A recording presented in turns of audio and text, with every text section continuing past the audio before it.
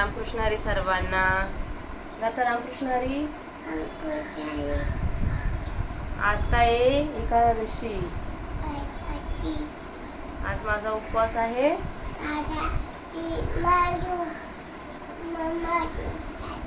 हा आता माऊलींच्या सेवेला सुरुवात करूया.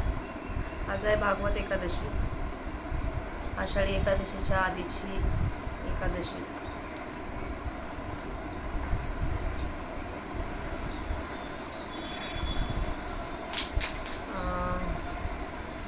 वक्रतुंड महाकाय सूर्यकोटी समप्रभ निर्विघ्नं कुरु मे देव सर्व कार्येषु सर्वदा. अलंकापुरी पुण्यभूमी पवित्र तिथे नांदतो ज्ञान राजा सुपात्र. तया आठवीता महापुण्यराशी नमस्कार माझा सद्गुरू ज्ञानेश्वराशी. आपण याच्या आधीच्या माऊलींच्या सेवेमध्ये अध्याय 16व्याच्या 67 ओव्यांचं वाचन केलं होतं आणि त्यांचा मराठीत अर्थही वाचला होता. आता आपण तिथून पुढच्या माऊलींच्या अध्यायातील ओव्या वाचायला सुरुवात करूया.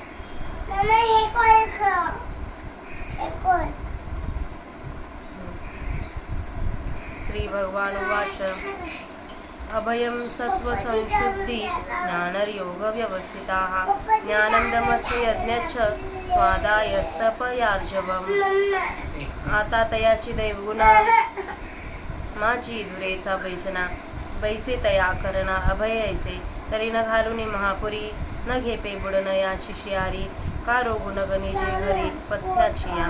तैसा कर्माची या मोहरा उठूने दोन्ही अहंकारा. संसाराचा दरारा सांडणे येणे अथवा ऐक्य भावली शेणी पैसे.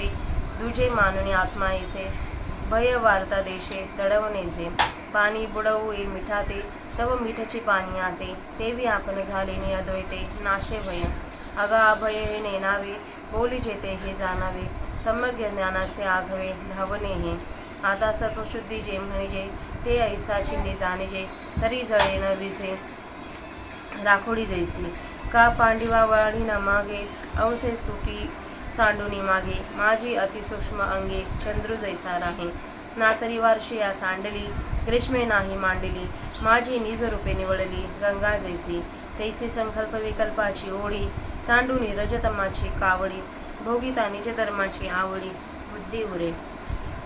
इंद्रिय वर्गे दाखविली या विरुद्ध अथवा भलिया. विस्मय काही केली या लुटी चित्ती. गावा गेली या वल्लभू पतिव्रतेचा विरह क्षोभू. भरतेसनी हानी लाभो न मनी जेवी. देवी सत्स्वरूप रुचलेपणे बुद्धीचे ऐसे अनन्य होणे. ते सत्वशुद्धी म्हणे केशी हंता. आता आत्मला भावी की ज्ञानयोगा माझी एकी. जे आपली या ठाके हावे बरे तेथ सगळी चित्तवृत्ती. त्यागू करणे ऐशा रीती. निष्कामे पूर्ण होती हुताशी जैसी. का सुकुळनी आपुली आत्मजासक कुळची दिदली. हे असो लक्ष्मी स्थिरावली मुकुंदी जैसी.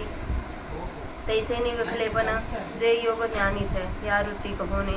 तो तिचा गुण म्हणे श्रीकृष्ण नाथू. आता देहवासा चित्ते यथा संपन्ने वित्ते. वैरी झाली आहे अर्थाते न वंचने जे का. पत्र पुष्प छाया फळे मुळे धनंजया. वाटेचा न चुके आलिया वृक्ष जैसा.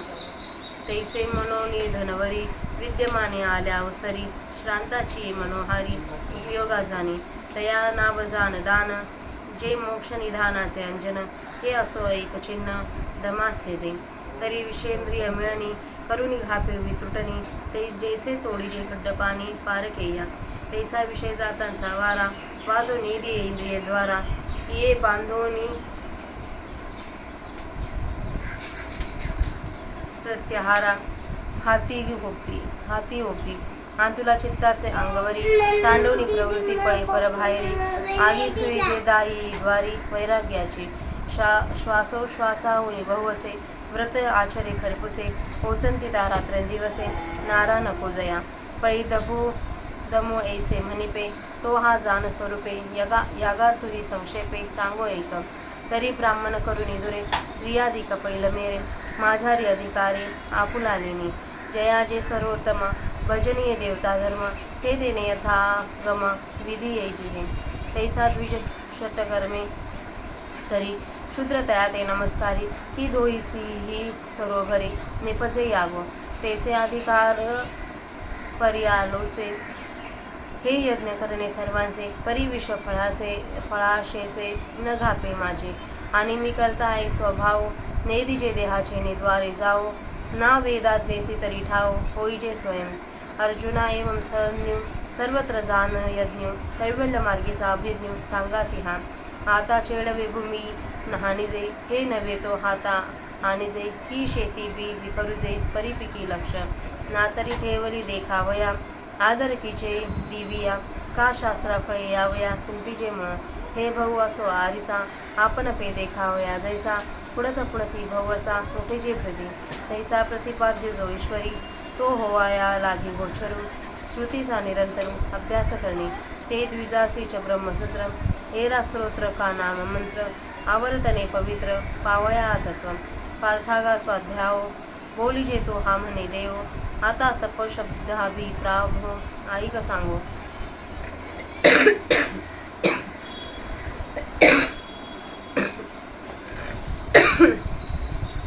तरी दाने सर्वस्व देणे वेचणे ते व्यर्थ करणे जैसे फळवणे स्वये सुकणे औषधीचे जेवी नाना दुपाचा अग्नी प्रवेशू कनकी तुकाचा नाशू का पितृपक्षू पोषिता रासू चंद्राचा जैसा स्वरूपाची या प्रसरा लागी प्राणेंद्रिय शरीरा आटणी करणी जेवीरा तेजे तपा अथवा अनारिसे तपाचे रूप जरी असे तरी जाण देवी दुधी हंसे सुदली चांचू तेसे जे देह जीवाची मिळणी जो उदय जत सोये पाणी तो विवेक अंतकरणी जाग विजे पाहता आत्मयाकडे कधी बुद्धीचा पैसू साखडे सनिद्र स्वप्न बुडे जागणी जैसे तैसा आत्म पर्यालोचू प्रवलते जो साचो तपाचा हा निर्वेचू धनुर्धरा आता बाळाच्या हिती स्तन्या जैसे नानाभूती चैतन्य तैसी प्राणामध्ये सौजन्य आर्जवते प्रत्याहाराच्या हातात त्यास काय कामसे देऊन टाकतो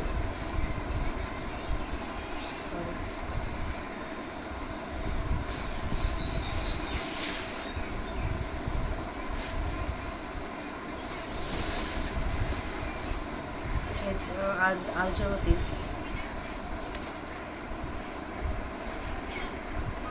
अहिंसा सत्यम क्रोधस्त त्यागा शांती पैशू नमा दया भूतेष्वलोलुप्तम मार्दवम वीराचापनम आणि जगाची या सुखोद्देशे शरीर वाचा मानसे राहटणे ते आहेसे रूप जाणा आता ती कहोनी मवाळ जैसे जातीचे मुकुळ का तेज परिशितळ शशांकाचे शकेदावितांची रोगू फेडू आणि जिभे तरी नव्हे कडू ते ओखदू नाही माघडू उपमा कैची तरी मौपन बुबळे झगडताही परी नाडळे एरवी फोडी पोराळे पाणी जैसे तैसा तोडावया संदेह तीख जैसे कालोह श्राव्यत्वे तरी माधुर्य पायी घाली आई कथा कौतुके काना तेचे निधती मुखे जे साचारी वेचेनी बिके ब्रह्मही वेदे किंबहुना प्रियपणे कोणातेही झकवू नये यथार्थ त्रिकुपणे नाही कवना एरवी गोरी करी कीर काना गोड परिसाच्याच्या पाखळी कीड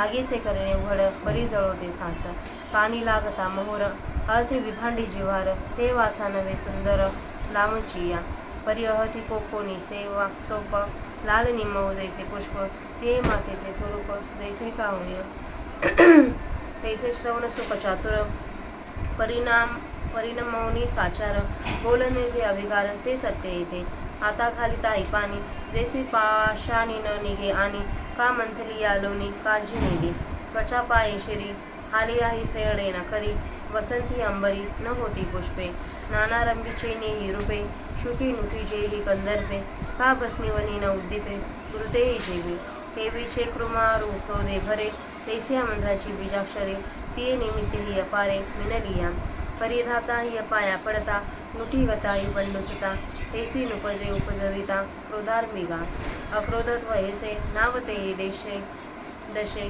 जाणे श्रीनिवासे मनितले दया आता मृत्यू का त्यागे घटू तंतु त्यागे पटू तेजजी जेवी वटू वीज त्यागे का तेजुनी भिंती मात्र तेजची आगवेची चित्र का निद्रा त्यागे विचित्र स्वप्नमाळा नाना जळ त्यागे तरंग वर्षा त्यागे मेव तेजे जतीस तैसे भोग धन त्यागे देवी बुद्धिमती देही अहंता सांडूनी पाहे सांडीचे अशेषही संसार जातन तथा नाव त्याहू म्हणे तो यज्ञाहू हे मानुनी सुभवू पार्थू पुसे आता शांतीचे जे लिंग ते व्यक्त मध्ये सांग देव म्हणती सांग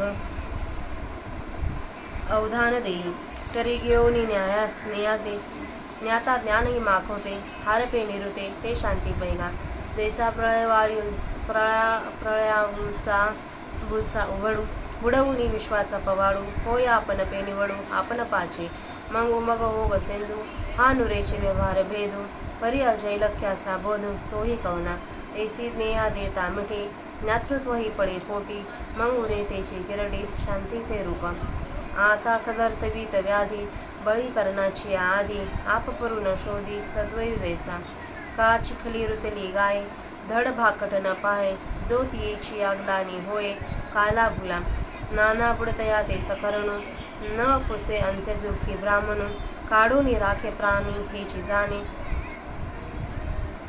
की महावनी पाशे उघडी केली विपाये ते नेसल्या विन न पाहे शिशु दैसा तैसे अज्ञान प्रमादादिकी का प्राक्तनी ही सदोखी निंद्यत्वाचा सर्व विकी खेळली जे तया अंगी का आपुले देऊनी या भले विसरव जती चलती तिये आगा पुढीलांचा दोखो करुणी आपुली ये देठी चोखो मग भापे अवलको तयावरी जैसा पुजुनी देव पाहिजे पेरुनी शेता जाईजे तो कोणी प्रसाद घ्यायजे अतिथीचा तैसे आपुले निगुणे पुढीलांचे उने फेडून या पाहणे तयाकडे वासुनी न विधी जीवर्मी नातुंड विजय कर्मी न बोल विजय नामी सदोषित वरी कोण एक उपाय पडिले ते उभय होय ते चिकिजे परी घाई नेदावे वर्मी पै उत्तमाची आसाठी मी समानेची किरेडी हे वासोने दिठी दोषू न घेपे अपै शून्याचे लक्षण अर्जुना हे पुढे जाण मोक्ष मार्गीचे सुखासन मुमुक्ष हे आता दया ते ऐसी पूर्ण चंद्रिका जैसे निमिता न कडसे साने थोर तैसे दुःखिताचे शनने धीरता सकन वपने उत्तमाधमनेने विवंसोगा पै जगी जीवना सारिके वस्तू अंगवरी उपके परी जात जीवित राखे कुणाचेही तैसे पुढीलाचे निघा तापे कवळलिये पुरुषे सर्वेस्वी दिदले आपण पे तरी थोडेशी गरमे निम्न भरली आवणे पाणी डोळची नेणे ते विश्राता तो विशोनी जाणे सामोरिया पै पायी काटा निहटे तव व्यवथा जीवी उमटे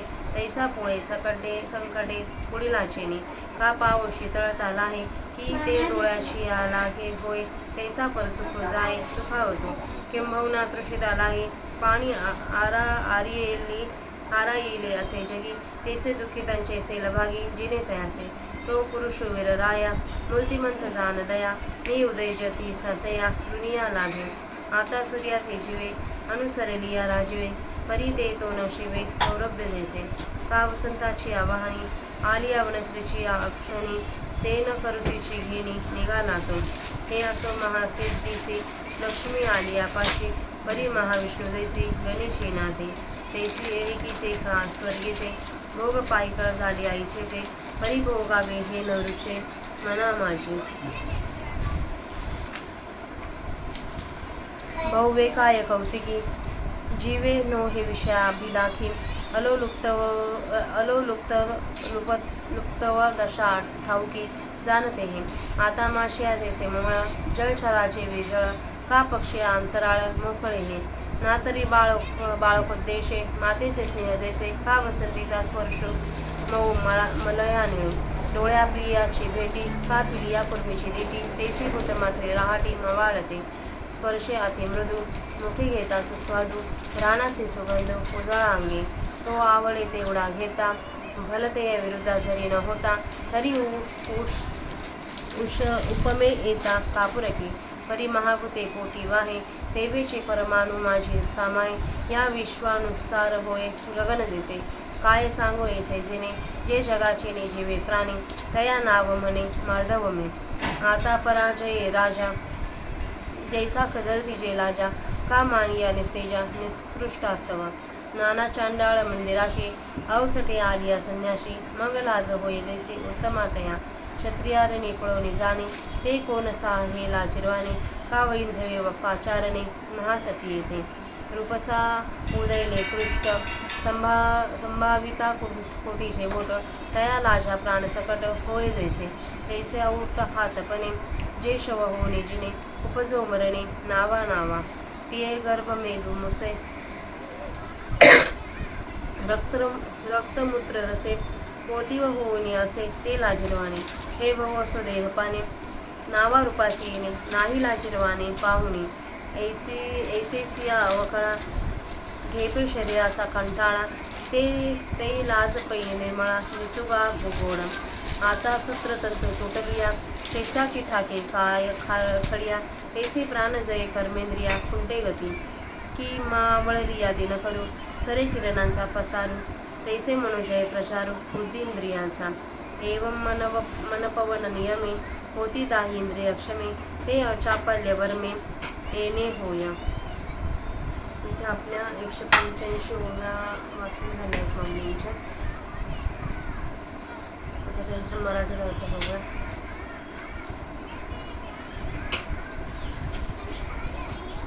त्याचा पहिला श्लोक त्याचा मराठी अर्थ. श्री भगवान वाच. श्रीकृष्ण म्हणाले, निर्भयता, शुद्ध सत्वात्मक बुद्धी, ज्ञान व योग यांच्या ठिकाणी तत्परता, दान, दम आणि यज्ञ, स्वधर्माप्रमाणे आचरण, स्वाध्याय, तप, सौजन्य. आता त्याच दैवी संपत्तीच्या गुणात श्रेष्ठ अशा पहिल्या आसनावर जो बसतो त्या गुणाला अभय असे म्हणतात. ऐका, तर ज्याप्रमाणे महापुरात उडीच घातली नाही म्हणजे बुडण्याचे भय धरण्याचे कारण नाही, अथवा पथ्याच्या घरी रोगांची किंमत नाही, पथ्याने वागत असता तेथे रोगांचे भय नाही, त्याप्रमाणे विहित व निषिद्ध कर्म यांच्या संबंधाने अहंकाराला उत्पन्न न होऊ देणे व अशा रीतीने संसाराचा धाक टाकणे याला अभय असे म्हणतात. अथवा दुसऱ्या रीतीने अद्वैत भावाच्या विकासाने आपल्याहून दुसरे हे आपला आत्मा आहे असे मानून भयाची गोष्ट हद्दपार करून जे टाकणे त्यास अभय असे म्हणावे. पाणी मिठाला बुडवायला येते, ते मिठच पाणी होते, मग त्यास बुडण्याचे भय कसले. त्याप्रमाणे आपण अद्वैत स्वरूप झालो असता भयाचा नाश होतो. बाबा अर्जुना, अभय या नावाने ज्याचा उल्लेख केला जातो ते हे समजावे. हे अभय म्हणजे सतत यथार्थ ज्ञानाचा बरोबर असणारा व त्याचे सर्व प्रकारे रक्षण करणारा शिंपाई आहे. आता सत्वशुद्धी म्हणून जिला म्हणतात ती ही अशा लक्षणांनी ओळखावी. तर राखुंडी जशी जळत नाही व विजत नाही, अथवा शुक्ल प्रतिपदेच्या कलेची वाढ न घेऊन किंवा अंशेस झालेला कलांचा ऱ्हास मागे टाकून, या दोन स्थितींच्या मध्ये चंद्र जसा अतिशय सूक्ष्म अशा मूळ रूपाने राहतो, अथवा वर्षा ऋतूतील पूर ओसरला आहे व ग्रीष्म ऋतूतील ओहोटीस आरंभ झाला नाही, या दरम्यानच्या काळात गंगेचे स्वाभाविक स्वरूप जसे स्पष्ट दिसते, त्याप्रमाणे संकल्प विकल्पांची ओढ टाकून आणि रजतमांची कावड ओझे टाकून आत्मचिंतनाचे प्रेम भोगणारी बुद्धी आपल्या मूळ स्वरूपाने राहते. वाईट अथवा चांगल्या विषयांना इंद्रिय समुदायाने दाखविले असता काही केले तरी चित्तात क्षणविक्षण उत्पन्न होत नाही. पती गावाला गेला असता पतिवियोगजन्य मोठ्या दुःखात कितीही नुकसान अथवा लाभही झाले असता जशी प्रतिव्रता मनावर घेत नाही, त्याप्रमाणे आत्मस्वरूपाची गोडी लागल्यामुळे बुद्धीने जे पतिव्रतेप्रमाणे आत्मस्वरूपी अनन्य होणे, हे त्या प्रीतीच्या अनन्य होण्याला कैशी दैत्याला मारणारे जे भगवान श्रीकृष्ण ते सत्वशुद्धी असे म्हणतात. आता आत्मप्राप्तीविषयी ज्ञान व अष्टांग योग या दोहांपैकी जे आपल्याला अधिकारानुरूप साधेल त्याची उत्कट इच्छा अंतःकरणात बाळगणे. ज्ञान अथवा अष्टांग योग या दोहांपैकी ज्याची उत्कट इच्छा उत्पन्न होईल त्या ठिकाणी सर्व चित्तवृत्तींना अशा रीतीने अर्पण करावे की जसे निष्काम पुरुषाने अग्नीमध्ये पूर्णाहुती द्यावी, अथवा ज्याप्रमाणे कुलवान पुरुषाने आपली मुलगी चांगल्या कुळातच दिली. हा दृष्टांत राहू द्या. ज्याप्रमाणे लक्ष्मी भगवंताच्या ठिकाणी स्थिर झाली, त्याप्रमाणे अनन्य भावाने योगाच्या ठिकाणी अथवा ज्ञानाच्या ठिकाणी जे वतनदार होऊन राहणे तो दैवी संपत्तीचा तिसरा गुण होय असे श्रीकृष्णात म्हणतात. आता जो कोणी संकटाने पीडित असेल तो शत्रू देखील असेना, त्याला आपल्या अनुकूलतेनुरूप सद्रव्याने काया वाचा मनाने प्रतारणा न करता जे अर्पण करणे. अर्जुना, ज्याप्रमाणे वृक्ष वाटेने येणाऱ्यास पाणी, फुले, छाया, फळ, मुळे देण्यास चुकत नाही, त्याप्रमाणे मनापासून धनापर्यंत जे काही आपल्याला प्राप्त असेल त्या आणि प्रसंगानुसार पीडेने श्रमलेल्यांच्या मनास आनंद होईल अशा प्रकारे उपयोगास येणे त्याला दान म्हणतात असे समज. हे दान मोक्षरूपी ठेवा दाखवणारे अंजनच आहे. हे दानाचे लक्षण पुरे. आता दमाचे लक्षण आहे. तर विषयांशी इंद्रियांच्या झालेल्या एकतानतेची जी ताटातूट करून ठेवावी त्याला दम म्हणतात. ज्याप्रमाणे माती मिसळलेल्या गढूळ पाण्यात निवळीचे बी घातले तर ते पाण्यातील माती तळास नेऊन स्वच्छ पाण्यास वेगळे करते, त्याप्रमाणे कोणत्याही विषयाचा वारा इंद्रियांच्या द्वारात वाहू देत नाही. विषयांचा व इंद्रियांचा संबंध घडू देत नाही. इंद्रियांस नियमाने जखडून प्रत्याहाराच्या हातात त्यास कायमचे देऊन टाकतो. आता चित्तापर्यंत सर्वांगाचा त्याग करून साधकाला प्रवृत्ती संपूर्ण दया सोडून बाहेर निघून जाते व पुन्हा प्रवृत्ती उत्पन्न होऊ नये म्हणून तो दम 10 इंद्रियांच्या द्वारात वैराग्याचा अग्नी ठेवतो. श्वासोच्छ्वासाहून पुष्कळ कडक अशा व्रतांचे आचरण करतो व ती व्रते रात्रंदिवस आचरण करीत असतात, ज्याला एक क्षणभर विश्रांती सापडत नाही. दम असे ज्याला म्हणतात त्याचे हे वर सांगितल्याप्रमाणे लक्षण आहे असे समज. आता यज्ञाचाही अर्थ थोडक्यात सांगतो तो ऐक. तर मुख्य ब्राह्मणापासून आरंभ करून तो अखेर स्त्रियादिक शेवटापर्यंत मधील सर्वांनी आपापल्या वर्णाश्रम धर्मानुसार जे काही करणे, ज्याला जे आश्रय करण्याला योग्य असे सर्वात चांगले देवधर्म वगैरे असतील त्याने त्याचे ते शास्त्र सांगितल्याप्रमाणे विधीप्रमाणे अनुष्ठान करावे. उदाहरणार्थ ब्राह्मण अध्ययनादी 6 प्रकारचे कर्मे करतो व शूद्र त्याला नमस्कार करतो की दोघांनीही सारखाच यज्ञ उत्पन्न होतो, म्हणजे दोघांनीही आपापल्या अधिकाराप्रमाणे यज्ञ केल्याचे सारखेच फळ मिळते. त्याप्रमाणे आपल्याला अधिकाराचा विचार करून हे सर्वांचे यज्ञ करणे आहे, परंतु त्या यज्ञाचे आचरण करण्यात फलाशेचे विष कालवू नये आणि देहाच्या हातून होणाऱ्या कर्माच्या कर्तेपणाचा अहंकार उत्पन्न होऊ देऊ नये. पण वेदाने करावयास सांगितलेल्या कर्माच्या विधानांना आपण स्वतःच ठिकाण होऊन राहावे. अर्जुना, अशा प्रकारचे लक्षण असलेला व सर्वांच्या आचरणात येणारा हा यज्ञ आहे असे समज.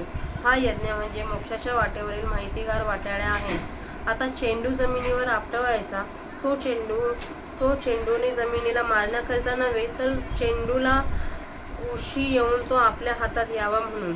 अथवा शेतात बी फेकावायचे, ते नुसते बी फेकणे नसते, परंतु त्या फेकण्यात पिकावर नजर असते. अथवा अंधारात ठेवलेली वस्तू दिसण्याकरिता जसा दिवा घ्यावा, अथवा फांद्या फळे येण्याकरिता ज्याप्रमाणे वृक्षाच्या मुळांना पाणी घालावे, हे फार बोलणे राहू दे. ज्याप्रमाणे आपण आपल्या पाहण्याकरिता आरसा आवडीने वारंवार पुष्कळ स्वच्छ करावा, त्याप्रमाणे श्रुतीच्या प्रतिपादनाचा मुख्य विषय असा जो ईश्वर त्याचा साक्षात्कार होण्याकरिता श्रुतीचा नेहमी अभ्यास करणे. पवित्र आत्मतत्व पावण्याकरिता द्विजांनीच ते ब्रह्मसूत्र घोकावे, इतरांनी श्रोत्रे अथवा नाममंत्र घोकावे. अर्जुना, स्वाध्याय म्हणून जो म्हटला जातो तो हा असे देव म्हणतात. आता तप शब्दाचा अभिप्राय सांगतो ते ऐक. तर दान म्हणजे सर्वस्व देणे. ज्याप्रमाणे वनस्पती स्वतःहून फळून सुकते, म्हणजे ज्याची जशी फलाशा टाकून व्यर्थ जाते तसे फलाशा टाकून दान व्यर्थ करावायचे, त्याप्रमाणे दानामध्ये जो खर्च करावायचा तो व्यर्थ करावायचा, म्हणजे त्याच्या फलाची आशा टाकावायची. अथवा धुपाचा अग्नीत प्रवेश झाल्यावर धूप नाहीसा होतो, हिणकस सोन्याला शुद्ध करण्यात त्याचे वजन कमी होते. अथवा पितृपक्ष वाढत असताना चंद्र जसा कमी कमी होत जातो. अर्जुना, त्याप्रमाणे आत्मानुभवाच्या विकासाकरिता प्राण, इंद्रिय व शरीर यांची जी आखणी करावयाची, म्हणजे प्राण व शरीर यांस आत्मप्राप्तीच्या मार्गात जे झिजवणे तेच तप होय. अथवा वर सांगितलेल्या तपाच्या स्वरूपापेक्षा जर काही तपाचे दुसरे स्वरूप सांगणे असेल तर ते दुधामध्ये, जलमिश्रित दुधामध्ये हंसाने जशी चोच घालावी तसे आहे. म्हणजे हंस जसा दूध व पाणी यांच्या आपल्या चोचीने वेगळे करतो, त्याप्रमाणे जो विचार उत्पन्न होतात देव आत्मा यांच्या कालवीत हात घालतो, तो आत्मानात्म विचार आपल्या अंतःकरणात सारखा जागृत ठेवावा. अनात्म पदार्थात पांगलेली जी बुद्धी, तिचा संकोच होणे कठीण आहे, परंतु ती बुद्धी आत्मास पाहावया लागली असता तिचा संकोच होतो, ती एकवटून अंतर्मुख होते. ते कसे तर जागृतीमध्ये निद्रेसकट स्वप्न नाहीसे होते. त्याप्रमाणे अर्जुना, जो आत्मविचार चालू होतो त्याच हाच तप शब्दाचा वास्तविक अभिप्राय आहे. आता स्तनातील दूध जसे लहान मुलाचे हित करणारे असते, अथवा भिन्न भिन्न प्राण्यांच्या ठिकाणी जसे चैतन्यासारखे असते, त्याप्रमाणे प्राणीमात्रांशी वागण्याचा जो सर्रास भलेपणा ते आर्जव होय. अहिंसा, सत्य, क्रोधराहित्य, अहिंसेचा त्याग, शांती, ज्ञानाला मिळून ज्ञाता व ज्ञानही नाहीसे होऊन उरणारी स्थिती, दोष टाकून गुण घेण्याची दृष्टी, भूतमात्रांच्या ठिकाणी दया, अनासक्ती, मृदुता, लज्जा, इंद्रियांच्या क्रियेचा थंडपणा आणि जनाला सुख व्हावे म्हणून शरीराने, वाचेने व मनाने जे वागणे ते अहिंसेचे स्वरूप होय असे समज. आता कळिका जशी स्वभावतः तीक्ष्ण असून मऊ असते, कारण ती पाण्याचे भेदन करते म्हणून तिला तीक्ष्ण म्हणावेसे, आणि स्पर्शाला मऊ असते म्हणून तिला मऊ म्हणावेसे. अथवा चंद्राचे तेज खरे, परंतु ते थंड असते, दाखविल्याबरोबर रोग नाहीसा करू शकेल आणि जीवेला जे कडू लागणार नाही असे औषधच नाही. मग मी असल्या औषधाची उपमा कोठची देऊ? तरी जसे पाणी बुबुळाला घासले तरी ते मऊपणामुळे डोळ्यांमध्ये खुपत नाही, पण त्याच पाण्यासंबंधी विचार करून पाहिले तर ज्याप्रमाणे तेच पाणी डोंगराचा कडा फोडते, त्याचप्रमाणे जे सत्य भाषण संशय नाहीसा करण्याच्या कामी तलवारीसारखे तीक्ष्ण असते आणि ऐकण्याच्या बाबतीत गोडपणाला पायाखाली तुडवते. जे सत्य भाषण सहज ऐकत असता कानाला स्मुख उत्पन्न होतात, पुन्हा पुन्हा ऐकावे अशी कानाला इच्छा उत्पन्न होते, आणि जे सत्य भाषण आपल्या खरेपणाच्या जोरावर ब्रह्मालाही भेदून जाते, ब्रह्माचा साक्षात्कार करून देते. फार काय सांगावे, जे भाषण प्रियपणाने कोणालाही फसवून जात नाही, आणि जर ते खरे असते तरी ते कोणालाही खुपत नाही. बाह्य दृष्टीने पाहिले तर पारध्याचे गाणे खरोखर कानास गोड लागते, पण खरे पाहिले तर ते अति घातकर असल्याचे दिसून येते. अग्नी आपले जाळण्याचे काम खरोखर उघडपणाने करतो, पण असल्या प्रकारच्या सत्यास आग लागो. जे भाषण कानाने ऐकलेले असता गोड लागते, परंतु अर्थाने जे काळजाला जोडते असे भाषण हे भाषणच नाही, तर ते भाषण म्हणजे सुंदर रूप धारण करणारी हडळच आहे. परंतु मुलांच्या अकल्याणाच्या बाबतीत मुलावर लटके रागवणारी व लाड करण्यात फुलासारखी मऊ अशा त्या आईचे स्वरूप जसे असते, त्याप्रमाणे ज्या ऐकल्याने सुख देण्यात असतात, जे परिणामी सत्य असते व ज्या बोलण्याने ऐकणाऱ्याच्या अंतःकरणात विषादी उपकार उत्पन्न होत नाही, त्या बोलण्यास येथे सत्य असे म्हटले जाते. आता दगडावर पाणी घातले तरी ते देखील त्याला अंकुर फुटत नाही, अथवा कांजी घुसळली तरी लोणी मिळणार नाही. सर्पाच्या काठीच्या मस्तकावर लाथ मारली असता ती जशी फळावर करीत नाही, अथवा वसंत ऋतूत देखील आकाशात फुले येत नाही, अथवा रंभेच्याही रूपाने शुकाच्या ठिकाणी काम उत्पन्न झालाच नाही, अथवा राखेमध्ये तुपानेही अग्नी प्रदीप्त होत नाही, त्याप्रमाणे लहान मुलाला देखील राग येईल अशा शेलक्या शिव्या उच्चारल्या, आणि तशीच दुसरी आणखी कित्येक कारणे एकत्र मिळाली असताही, परंतु अर्जुना, ब्रह्मदेवाच्याही पाया पडले असता आयुष्य संपलेला पुरुष ज्याप्रमाणे उठत नाही, त्याप्रमाणे क्रोध उत्पन्न होण्याची शिकस्त केली असता त्याच्या ठिकाणी क्रोधाचा विकार उत्पन्न होत नाही. अक्रोधत्व असे ज्यास म्हणतात ते या स्थितीलाच होय असे समज, असे श्रीकृष्ण अर्जुनास म्हणाला.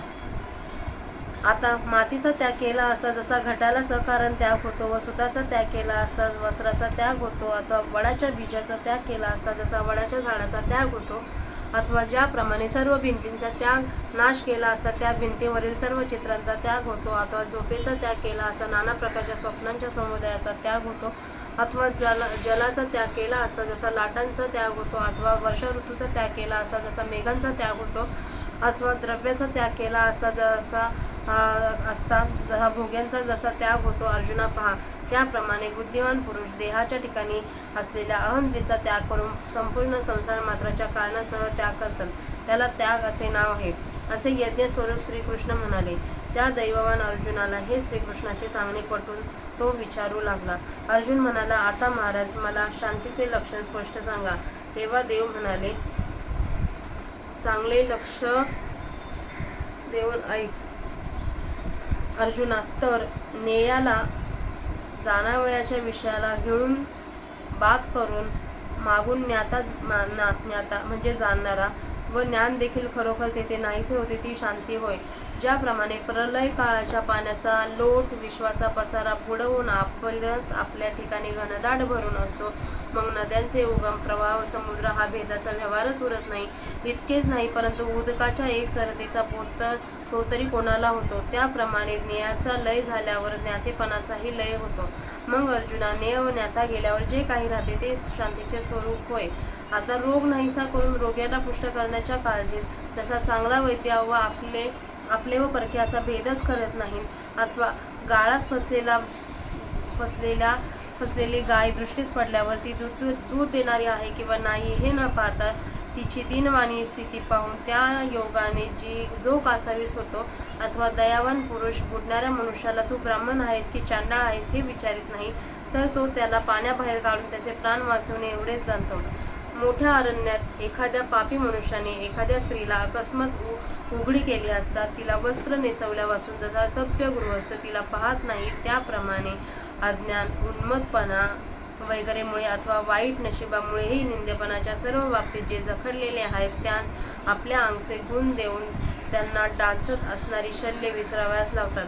अरे अर्जुना, दुसऱ्याचे दोष आपल्या दृष्टीने आपल्या समजुतीने शुद्ध करून त्याच्याकडे दृष्टी फेकावी. ज्याप्रमाणे पूजून देव पाहावा, शेतात धान्य पेरून मग शेतात जावे व अतिथीला संतुष्ट करून मग त्याचा आशीर्वाद घ्यावा, त्याप्रमाणे आपल्या चांगलेपणाने दुसऱ्यांचा कमीपणा नाहीसा करून मग त्यांच्याकडे पाहावे. एरवी असे न करता कोणाच्या वर्मावर टोचू नये. पापकर्मामध्ये त्या पापकर्माचे समर्थन करून कोणास गुंतवू नये आणि ज्या नामामध्ये त्यांचा दोषाचा उल्लेख होतो अशा नामांनी त्यास हाका मारू नये. शिवाय कोणी वाईट स्थितीत असेल तर तो ज्या कोणत्या उपायाने चांगल्या स्थितीला येतेच करावे, परंतु वर्मावर घाव घालू नयेत. अर्जुना, नीच मनुष्याला उत्तम मनुष्याच्या योग्यतेचे मानावे, याशिवाय आणखी आपल्या दृष्टीने कोणाचा दोष पाहू नये. अर्जुना, हे अपैशून्याचे लक्षण आहे असे तू पक्के समज व हे अपैशून्य मुमुक्षांना मोक्षमार्गाचे सुखकर वाहन आहे. आता दया ती अशी असते की ज्याप्रमाणे पौर्णिमेच्या चंद्राचे चांदणे गारवा देत असता लहान थोर अशी निवड करीत नाही, त्याप्रमाणे ती दया दुःखितांचे क्लेश कृपाळूपणाने हरण करीत असता श्रेष्ठ किंवा कनिष्ठ असा भेद करणे जाणत नाही. जगामध्ये पाण्यासारखी वस्तू स्वतः अंगाने नाश पावते, परंतु गवताच्या देखील जात असलेल्या जीवितांचे रक्षण करते. त्याप्रमाणे दुसऱ्यांच्या दुःखेने कृपेने कळवळले असता व त्यांच्या दुःख निवारणार्थ सर्वस्व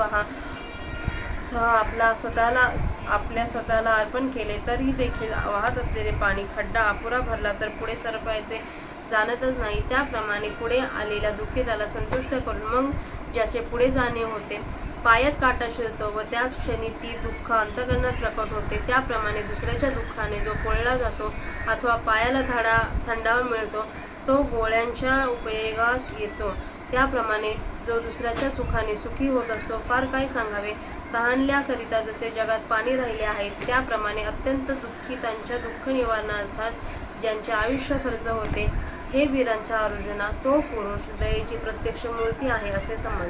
ती दया त्याच्या ठिकाणी उत्पन्न होताच मी त्याचा ऋणी होतो. आता सूर्यकमळ सूर्याला जीवाभावाने अनुसरित असते हे खरे, परंतु तो सूर्य जसा त्या कमळाच्या सुवासाला स्पर्श करत नाही अथवा वसंत ऋतूच्या ओघात वनाच्या शोभेचे अनेक समुदाय आले असता त्यांचा स्वीकार न करता तो वसंत ऋतू निघून जातो, हे राहू दे. अष्टमहासिद्धीसह लक्ष्मी देखील जवळ आली तरी पण महाविष्णूने जसे तिच्याकडे लक्षच दिले नाही, त्याप्रमाणे इहलोकीचे न स्वर्गातले भोग हे आपल्या इच्छेचे दास झाले असता ते भोगावे, हे ज्यास मनातून आवडत नाही. फार काय सांगावे, सहज कौतुकाने सुद्धा जे विषयांची इच्छा करीत नाही, अनासक्ततेची प्रसिद्ध अवस्था ती ही आहे असे समज. आता मधमाशांना जसे मोहळ सुखकर वाटतो अथवा जलचरांना जल जसे सुखकर असते अथवा पक्ष्यांना जसे आकाश संचार करण्याच्या मोकळेसे असते अथवा आईचे लेकरांविषयी प्रेम जसे हळवार असते अथवा वसंत ऋतूतील मलय पर्वतावरून वाहत येणारा वारा स्पर्शाला जसा मऊ असतो, डोळ्यांना प्रिय वस्तूची भेट जशी सुखकर असते अथवा कासवीची दृष्टी तिच्या पिल्लांना जशी सुखकर असते, त्याप्रमाणे प्राणीमात्रांच्या ठिकाणी जे वागणे मऊ सुखकर असते, स्पर्शाला अति मऊ तोंडात टाकला असता चांगला रुचकर आणि नाकाला चांगला वास देणारा आणि अंगाने स्वच्छ तो वाटेल तेवढा घेतला असता तर कोणालाही अपायकारक झाला नसता, तर तो कापूर या मार्दवांच्या उपमेला आला असता. जसे आकाश आपल्या पोटात वायू आदी महाभूतांना धारण करतं त्याप्रमाणे, परंतु त्याचप्रमाणे ते आकाश परमाणूंमध्ये मावले जाते आणि जसे हे विश्व आहे तसे ते होते. फार काय सांगू, असे जे जगाच्या जीव प्राण्यांकरिता जगणे आहे त्याचे नाव माधव आहे असे समज, असे श्रीकृष्ण म्हणतात. आता ज्याप्रमाणे राजा पराभवामुळे लज्जेने कष्टी होतो त्या अथवा मानी पुरुष हीन दशेमुळे लाजेने निस्तेज होतो अथवा अत्यंत ज्याच्या घराला जर सहज चुकून संन्यासी आला व हे चांडाचे घर आहे असे त्यास कळले तर मग त्या उत्तम पुरुषाला जशी लज्जा प्राप्त होते, क्षत्रियाने रणातून पळून जाणे हे लाजिरवाणे कृत्य कोणता क्षत्रिय सहन करेल? अथवा महिपती व्रतेला वैधव्य दाखविणाऱ्या नावाने हाक मारणे कसे सहन होईल? स्वरूपवानाला जर पोळ फुटले तर आता संभवित पुरुषाला जर बाळाचा डाग लागला तर त्या लाजेने त्यांना जसे प्राणावर संकट वेधल्यासारखे होते, त्याप्रमाणे 3.5 हाताचं हे शरीर स्वतः समजून घेणे, जे प्रेतासारखे होऊन जगावे व वारंवार जन्मास येऊन मरावे. गर्भातील या मेदाच्या मुशीत रक्त व वीर्य यांच्या रसांचा उतलेला पुतळा होऊन राहणे, ते लाजिरवाणे होय. हे फार बोलणे पुरे. आपणच देह आहोत अशी समजून ठेवून नायरूप यांचा अंगीकार करणे, याहून दुसरी लाजिरवाणी गोष्ट नाही. अशी दुर्दशा होते म्हणून ते शरीराची शिसारी घेतात. जड देहाशी तादात्म्य करून राहण्याची लाज समजूतदार पुरुषास असते, पण निर्लज्ज पुरुषाला शरीराशी तादात्म्य करून राहणे बरे वाटते. आता कळसूत्री बाहुली नाचवण्याची दोरी तुटली म्हणजे त्या बाहुलीची हालचाल जशी बंद होते, त्याप्रमाणे प्राण्यांच्या जयाने कर्मेंद्रियांचे व्यापार बंद पडतात. अथवा सूर्य मावळल्यावर जसा किरणांचा विस्तार नाहीसा होतो, त्याप्रमाणे मन जिंकले असता ज्ञानेंद्रियाचे व्यापार बंद पडतात. याप्रमाणे मन व प्राण यांचे नियमन केले म्हणजे 10ही इंद्रिय पंगू होतात. अचापल्य जे म्हणतात ते या वर्माने कळून येते. तर इथं आपल्या 185 ओव्यांचा मराठीत अर्थ वाचून झालाय. झालेली सेवा माऊलींच्या समाधीवर अर्पण करूया आणि सेवेला स्वल्प विराम देऊया.